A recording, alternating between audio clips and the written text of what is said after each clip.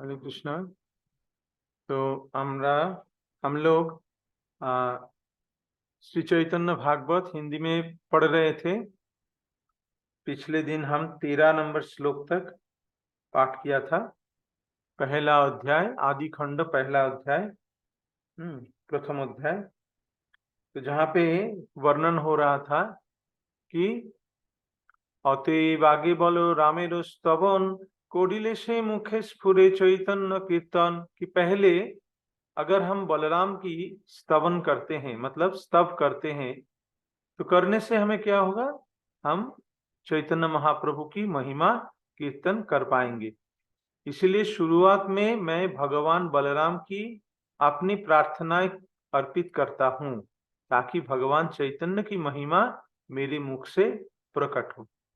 अर्थात चैतन्य महाप्रभु को जानने के लिए, मैं पिछले दिन इसके ऊपर चर्चा किया था कि चैतन्य महाप्रभु को जानने के लिए हमें नित्यानंद प्रभु को पास जाना पड़ेगा। नित्यानंद प्रभु को अगर हम संतुष्ट नहीं करेंगे तो चैतन्य महाप्रभु हमें प्राप्त नहीं होंगे।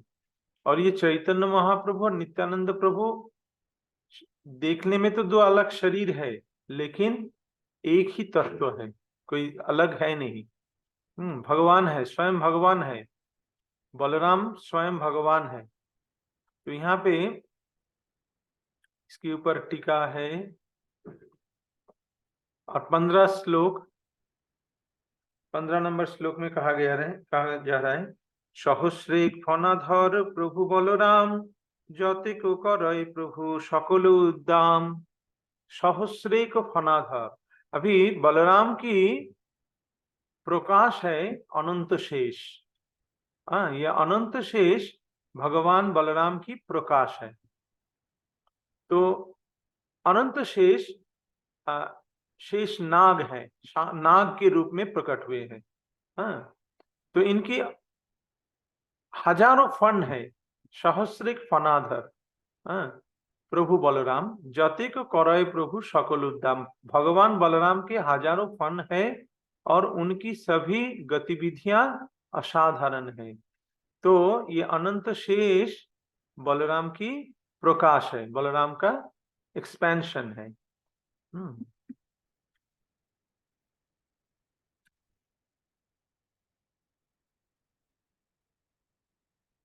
हलधर महाप्रभु प्रकांड शरीर चैतन्य चंद्रेर जशमत्त महाधीर। तो बलराम क्या है? बलराम का एक दूसरा नाम है हलधर। हलधर क्यों? क्योंकि अपने कंधे पे हल को पकड़े हुए हैं। हल बलराम का आयुध क्या है? बलराम का अस्त्र क्या है? हल है, हलधारी। इसलिए उनको कह रहे हैं हलधर महाप्रभु प्रकांड शरीर। उनको महाप्रभु के रूप में उनको बोला जा रहा है कि महाप्रभु स्वयं भगवान ही है। प्रकांड शरीर, उनकी जो शरीर है बहुत बड़ा है। चैतन्य चंद्रेर जशमत्त महाधीर, और वो क्या करते हैं? हर समय चैतन्य महाप्रभु की यश का कीर्तन करते हैं। यशमत्त, यश में मत्त है। चैतन्य महाप्रभु की यश वर्णन में मत्त है, फिर भी वो महाधीर है। परम भगवान बलराम हल धारण करते हैं और विशाल शरीर का स्वामी है। यद्यपि वो असाधारण रूप से गंभीर है, वो भगवान चैतन्य की महिमा से नशे में है। एक नशा जैसा है। कैसा नशा? चैतन्य महाप्रभु की गुण का वर्णन, यश का वर्णन में वो नशे हैं। हर समय चैतन्य महाप्रभु की गुण की महिमा कीर्तन करते हैं। श्लोक 17 ततोधिक चैतन्येर प्रिय नाहि आर निरवधि সেই देहे करेन विहार। ततोधिक मतलब इससे ज्यादा चैतन्य महाप्रभु के प्रिय और कोई नहीं है। नित्यानंद प्रभु चैतन्य महाप्रभु के सबसे प्रिय है। इसीलिए भगवान चैतन्य हमेशा अपने भीतर लीलाओं का आनंद लेते हैं। निरवधि সেই देहे करेन विहार। हर समय चैतन्य महाप्रभु नित्यानंद प्रभु की शरीर में विहार करते हैं। विहार करते मतलब लीला करते हैं। मतलब इन दोनों का शरीर दिखने में तो अलग है, लेकिन है एक ही तत्व, कोई डिफरेंस नहीं है।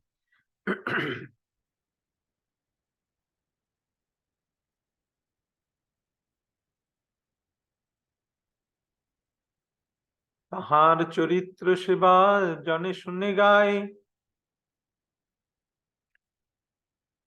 তাহার চরিত্র যেবা জনে শুনে गाय, श्रीकृष्ण चैतन्य तार परम सहाय।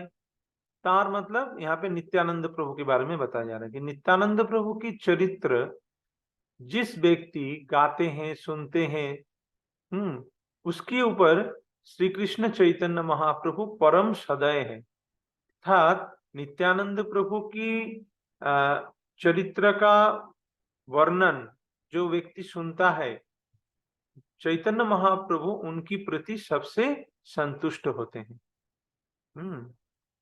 श्री कृष्ण चैतन्य उस व्यक्ति से सबसे अधिक संतुष्ट होते हैं जो भगवान नित्यानंद की विशेषताओं का जप करता है या सुनता है। तो हमें चैतन्य महाप्रभु को खुश करने के लिए नित्यानंद प्रभु को जानना पड़ेगा, नित्यानंद प्रभु का गुण महिमा हमें जानना पड़ेगा। परम करुणो पहु दुई जन निताई गौर चंद्र। तो यहाँ पे बहुत सारे नित्यानंद प्रभु की गुण महिमा का वर्णन आता है कि जब हम वो पाठ करते हैं, जब हम सुनते हैं, तो चैतन्य महाप्रभु हमारे प्रति खुश होते हैं, बहुत खुश होते हैं। और कौन खुश होता है ये सुन के, और भी आप लोगों को अच्छा लगेगा, क्योंकि आप लोग मलवा के लोग हैं, मलवा में रहते हैं, बहुत सारे लोग उज्जैन के निवासी हैं, तो सब महाकाल की भक्त हैं, शिव जी की भक्त हैं। तभी यहाँ पे देखिए क्या कहा जा रहा है, महाप्रीत হয় तारे महेश पार्वती, जिह्वाय स्फुरय तार शुद्धा सरस्वती। जो व्यक्ति भगवान शिव और पार्वती भी प्रसन्न हुए साथ, अच्छा ये हिंदी का ट्रांसलेशन उतना अच्छा नहीं है, मतलब जो व्यक्ति नित्यानंद प्रभु का गुण महिमा गाता है सुनता है, उनकी प्रति महेश और पार्वती, महेश मतलब शिव जी, और पार्वती उनकी प्रति महाप्रीतहन, बहुत प्रीतहन, बहुत खुश होते हैं। और जिह्वा स्फुरयतार शुद्धा सरस्वती, उनकी जिह्वा में, जो व्यक्ति नित्यानंद प्रभु की गुण महिमा गाता है, उनकी जिह्वा में शुद्धा सरस्वती, दिव्य देवी सरस्वती उदित होते हैं। शुद्धा सरस्वती उनकी जिह्वा में स्थित हो जाते हैं, वो जो भी कहता है वो ठीक कहता है। तो इससे हमें क्या पता चल रहा है कि अगर हम नित्यानंद प्रभु का बारे में सुनते हैं गाते हैं, तो महाकाल सबसे ज्यादा प्रसन्न उसमें होते हैं। महाप्रीत হয় तारे महेश पार्वती, जिह्वा स्फुरयतार शुद्धा सरस्वती, और उनकी जिह्वा पे दिव्य देवी सरस्वती उनकी जिह्वा पे अधिष्ठान करते हैं।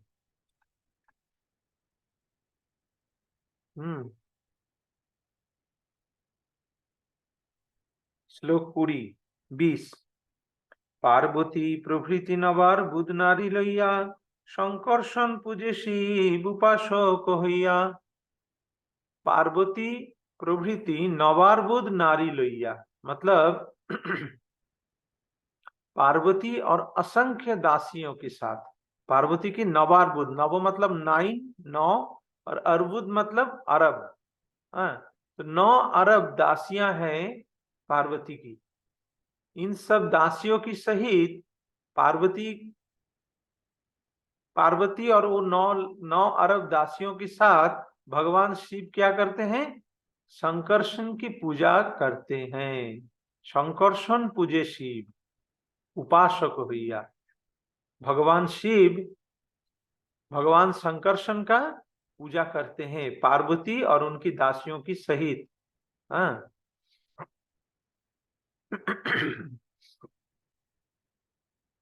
श्री सुखदेव गोस्वामी ने श्रीमद् भागवत में परीक्षित महाराज से पहले शंकर्षण की महिमा इस प्रकार की है। भगवान अनंत अज्ञान की भौतिक, अच्छा यहाँ पे इसका टीका है, मैं टीका में नहीं जाऊंगा क्योंकि ज्यादा समय लग जाएगा। श्लोक संख्या 21। तो इससे क्या पता चल रहा है कि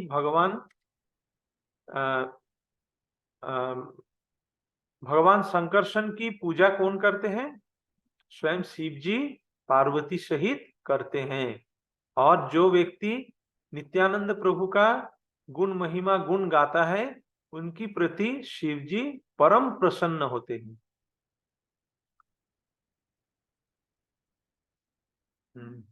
श्लोक 21। पंचम स्कंधेर এই भागवत कथा सर्व वैष्णवेर बंद बलराम गाथा।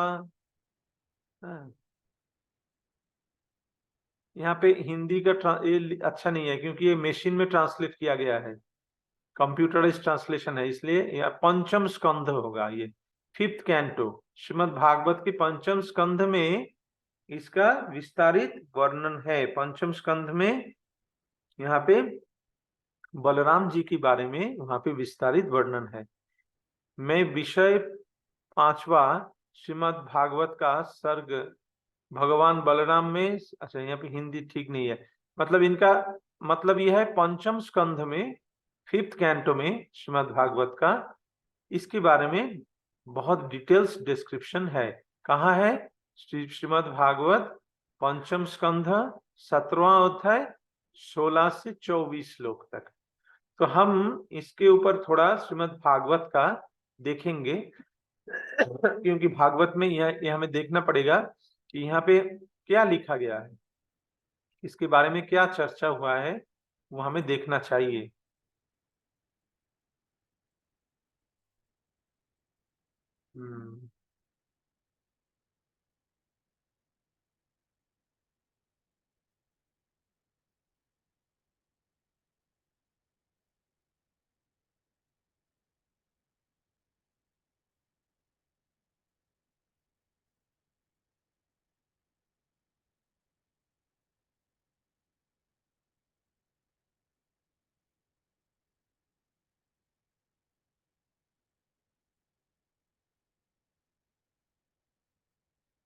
यहाँ पे देखिए, पंचम स्कंध 17वां अध्याय श्लोक संख्या 16।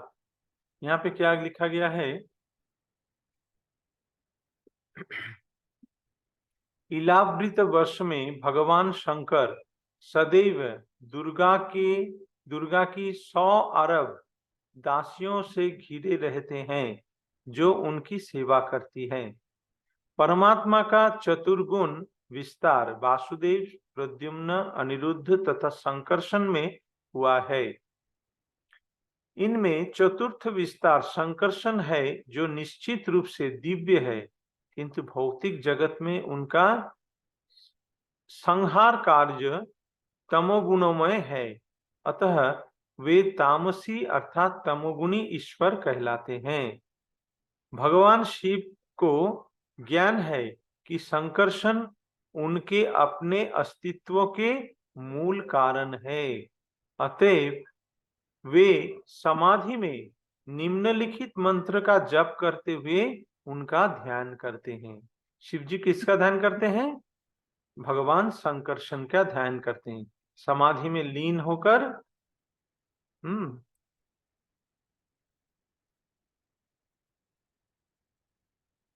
शिव जी संकर्षण का ध्यान करते हैं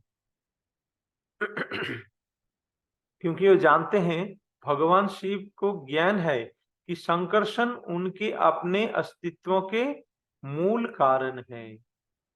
भगवान संकर्षण से ही शिव जी का अस्तित्व जुड़ा हुआ है। ये जानते हुए शिव जी उनका जप करते हैं, उनका ध्यान करते हैं। अगले श्लोक में कह रहे हैं, क्या क्या कह के वो उनका स्तव करते हैं? परम शक्तिमान भगवान शिव कहते हैं, हे पूर्ण पुरुषोत्तम भगवान। अभी भगवान शिव कह रहे हैं, क्या कह रहे हैं? हे पूर्ण पुरुषोत्तम भगवान। किसको कह रहे हैं? संकर्षण को। मैं संकर्षण के रूप में आपको प्रणाम करता हूं। आप समस्त दिव्य गुणों के आगार हैं। अनंत होकर भी आप अभक्तों के लिए अप्रकट रहते हैं। ऐसे कहकर शिव जी अनंत शेष का जप करते हैं, ध्यान करते हैं कि अनंत होकर भी आप अभक्तों के लिए अप्रकट रहते हैं। जो अभक्त हैं उनकी प्रति प्रसन्न नहीं होते हैं भगवान संकर्षण, और इसलिए वो लोग उनको जान नहीं पाता है। नित्यानंद प्रभु सबको कृपा करने के लिए आए हैं, लेकिन जो लोग अभक्त हैं, उनके प्रति विरोध है, उनका विरोधी है, उनको वो अपना रूप प्रकट नहीं करते हैं।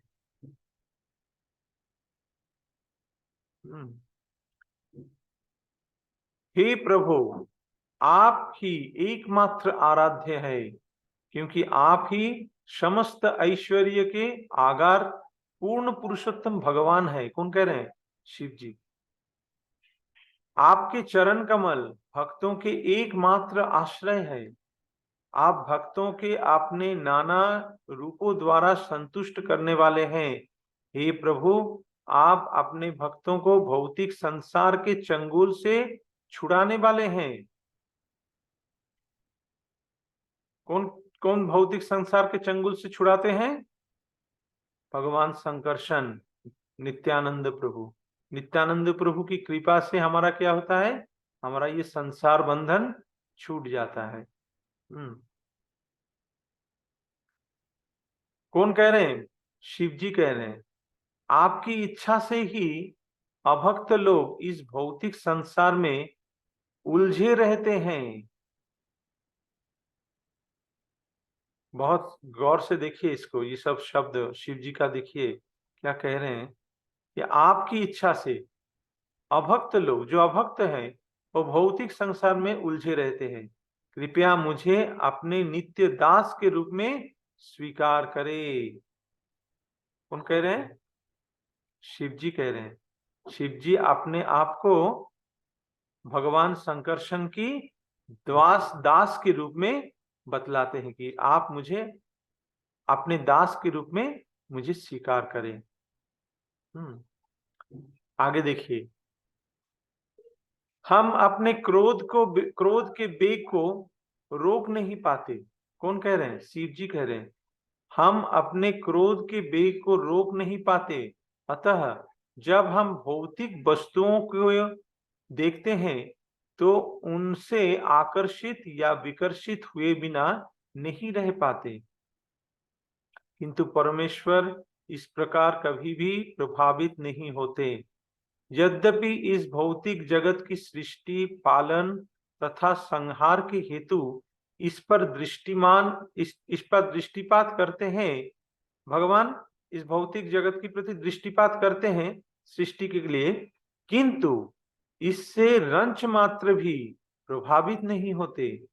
अतः वो जो अपनी इंद्रियों के वेग पर विजय प्राप्त करना चाहता है, उसे श्री भगवान की चरण कमलों की शरण लेना चाहिए, तभी वो विजयी होगा। शिव जी साफ साफ कह देते हैं कि जो अपने इंद्रियों के ऊपर विजय प्राप्त करना चाहते हैं, उसे श्री भगवान की चरण कमलों की शरण लेना चाहिए, तभी वो विजयी होगा।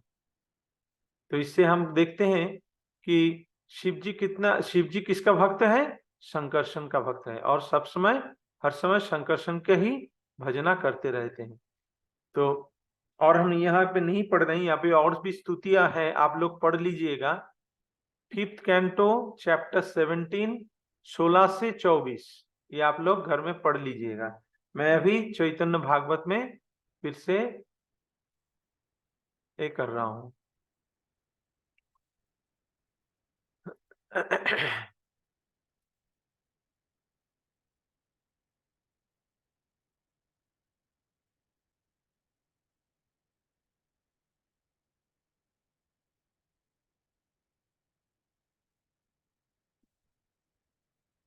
श्लोक 22।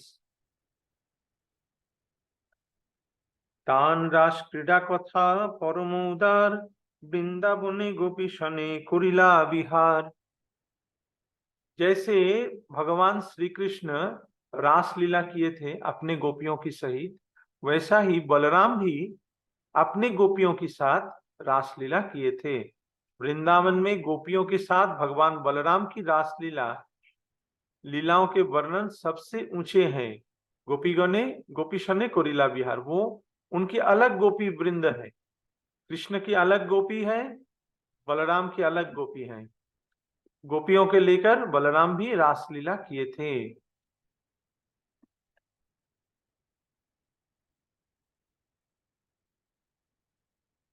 2 মাস বসন্ত মাধব মধু নামে ফলায়ুধ রাস क्रीड़ा कहे पुराने। वसंत की 2 महीने माधव और मधु, इन दोनों महीने में फाल्गुन और चैत्र, इस दोनों महीने में हलायुध, हलायुध कौन है? बलराम, उन्होंने रास क्रीड़ा किया था। সে সকল লোক সে সকল শ্লোকেই শুন ভাগবতে শ্রী সুখ কহেন শুনে राजा परीक्षिते। और वो जो श्लोक है वो भागवत में परीक्षित महाराज को सुखदेव गोस्वामी कहते हैं। अभी वो श्लोक आप लोग देखो।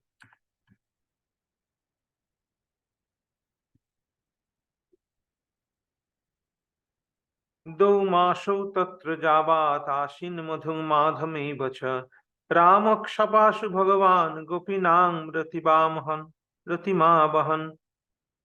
बलराम भगवान के व्यक्तित्व मधु और माधव के 2 महीनों के लिए वहां रहे।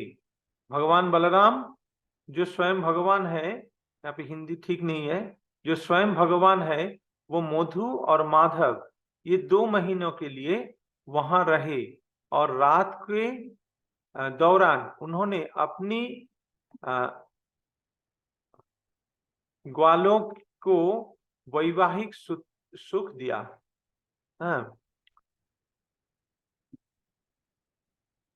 25 नंबर श्लोक। हाँ, अपने गोपियों के साथ वो विहार किए थे वहां पे, यही रासलीला है। तो बलराम की रासलीला का वर्णन श्री सनातन गोस्वामी द्वारा किया गया है, जो उनकी बृहद भागवत दर्शनी कमेंट्री में निम्नानुसार है। इस तरह से श्री बलदेव ने पहले उन गोपियों को यहाँ पे हिंदी ठीक नहीं है, इस प्रकार उन्होंने ब्रजवासियों के प्रति अपना स्नेह प्रदर्शित किया। इसके बाद उन्होंने अन्य गोपियों के साथ वसंत ऋतु की लीला का आनंद लिया। फिर वो कहते हैं रतिमा बहन शब्द में अच्छा यहाँ पे मतलब ये जो बलराम की जो रासलीला का वर्णन ये भागवत में आता है। लोग जानते नहीं है, लोग जानते हैं कि कृष्ण का ही रासलीला है, बलराम का रासलीला नहीं है, लेकिन ये गलत है। ये आगे चलते हुए यहाँ पे इसका वर्णन होगा। पूर्ण चंद्र कला 2 मासौ तत्र जावात, अच्छा ये हो गया 26 नंबर श्लोक। पूर्ण चंद्र कलाम निष्ठे कौमुदी गंध वायुना जमुना पवनैरे में सेविते स्त्री गणैर्वृत।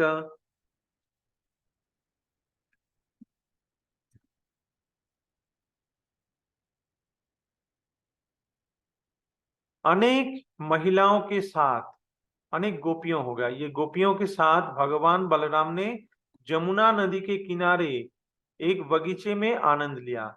ये उद्यान पूर्णिमा की चंद्रमा की किरणों से नहाया हुआ था और रात में खिलते वाले कमलों की सुगंध वाली हवाएं इसे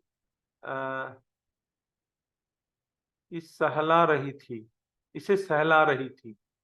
तो वह कहाँ ये रासलीला हुआ था इसका वर्णन यहाँ पे किया गया है कि जमुना नदी के किनारे एक सुंदर उद्यान में पूर्णिमा की रात को भगवान बलराम ने अपने गोप सखियों के सहित गोपियों की सहित ये रासलीला रचाए थे। तो आज हम यहाँ तक ही पढ़ते हैं क्योंकि टाइम हो चुका है, श्लोक 26 तक।